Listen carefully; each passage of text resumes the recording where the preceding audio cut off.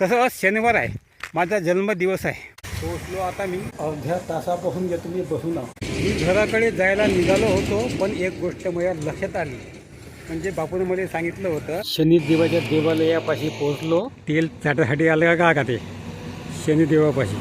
मी चाललो परगावी, म्हणजे शेळ्यासाठी औषधी आणायचे आहे. आमचं परवा जे जन्मलेलं करडू आहे, शेळीचं पिल्लू आहे, त्याच्यासाठी औषधी आणण्यासाठी चाललो.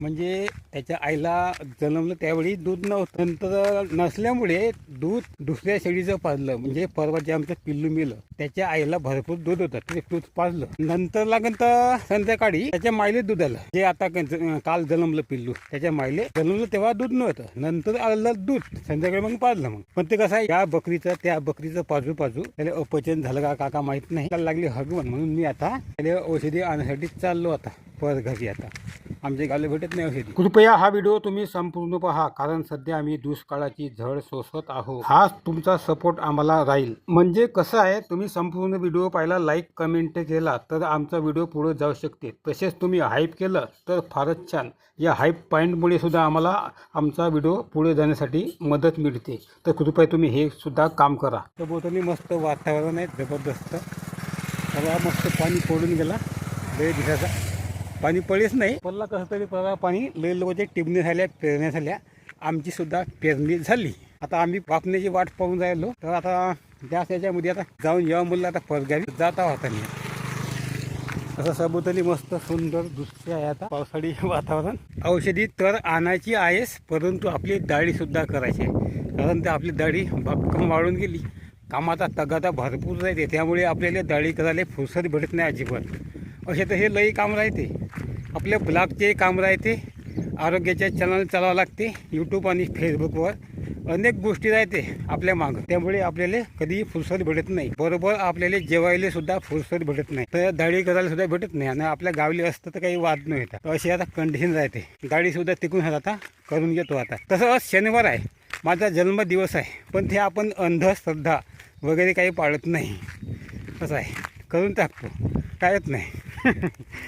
आता शनिवार दिवस पाहायला गेलं तर मग आपल्याला कधी फुरसत भेटत नाही.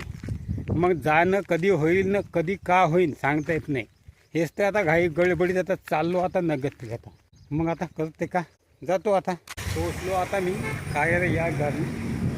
आता येतं आहे मेडिकल इकडं घेतलो, तिथं आता घेतो मी औषधी. हे बघा, हे आत्ताच ओटू नावाचं घेतलं औषधी, मी स्वतःच मागितलं, कारण तर मला होतं लक्षात या हगमध्ये हे चालते म्हणलं औषध, मी स्वतःच मागितलं घेतलं. आता मी जातो दाढी कराल तिकडं. अर्ध्या तासापासून घेतो मी बसून आहो. ह्या दाढी कटिंग करणं हा कुठे गेला माहीत नाही. बसलो आता मी वाट पाहा, येईल तेव्हा करतो दाढी. येतच दिसला फोन नंबर, लावला फोन, येतो म्हणे. आता येईन. आता मी पडली दाढी, आता पैसे देतो आणि मग बापूले 2 टी-शर्ट खरेदी करायचे आहे. तर काय दुसऱ्या दुकानामध्ये. हे बघा, बापूसाठी घेतले 2 बरमोडे 500 रुपयामध्ये. यांच्या दुकानातून घेतले. तुमच्या दुकानाचं नाव सांगा बरं. सारंग कलेक्शन. काय बघा, मी नाव लक्षात ठेवा तुम्ही. जर वाटलं तुम्हाला कधी कपडे घेण्याची इच्छा असली तर या दुकानावर तुम्ही येऊ शकता. मी घराकडे जायला निघालो होतो, पण एक गोष्ट माझ्या लक्षात आली. म्हणजे बापूने मला सांगितलं होतं एक हगवणीसाठी स्पेशल औषध घेऊन ये म्हणे. एक कोणती तरी पाठी हगवण लागली म्हणे, त्या पाठीने घेऊन ये म्हणे. मग मी चाललो पुन्हा मेडिकलमध्ये. तर ते आता स्पेशल पुन्हा औषध घेतो. म्हणजे नाव नाही आठवत आहे त्याचं. बापूने सांगितलं ना, तेच घेतो. हे सोपा हे अल्बोमारो. हे अल्बोमार नावाचं औषध बापू आणमने. आता हे घेतलं, आता पैसे देतो आणि जातो आपल्या गावाकडे. चाललो मी आता आपल्या गावाकडे. आता ढगाळी वातावरण होऊ नये, पाऊस येण्याची चिन्ह तेवढी वाटत नाही, कारण तर पांढरा फट्ट आभाळ आहे. कमीत कमी असं काळं आभाळ तरी पाहिजे. आता येते नाही येत पाणी काही माहीत नाही. हो, आता जे होईल ते. आता शनिदेवाच्या देवालयापाशी आलो. कुठं बघा कुठं गेलं. आत्तापर्यंत ह्या देवळामध्ये जाऊन काय ते त्याचं चढत होतं तिथं. आता ते शनिदेवाचं देवालय आहे, तिथं काहीतरी तेल चाटासाठी आलं का ते शनिदेवापाशी. हे बघा, दिसत नाही चाटत, पण काहीतरी त्याचसाठी आलं ते कुठं. म्हणजे हे जगन्नाथ बाबाचं देवस्थान आहे. मी ज्या गावले गेलो होतो त्याच गावच्या रोडवर हे देवस्थान वसलेलं आहे. या देवस्थानाचा संपूर्ण व्हिडिओ तुम्हाला पाहायचा असेल तर आपल्या चॅनलवर अवेलेबल आहे.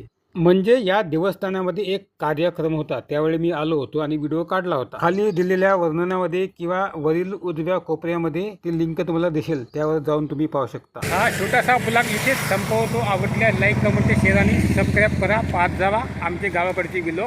नमस्कार.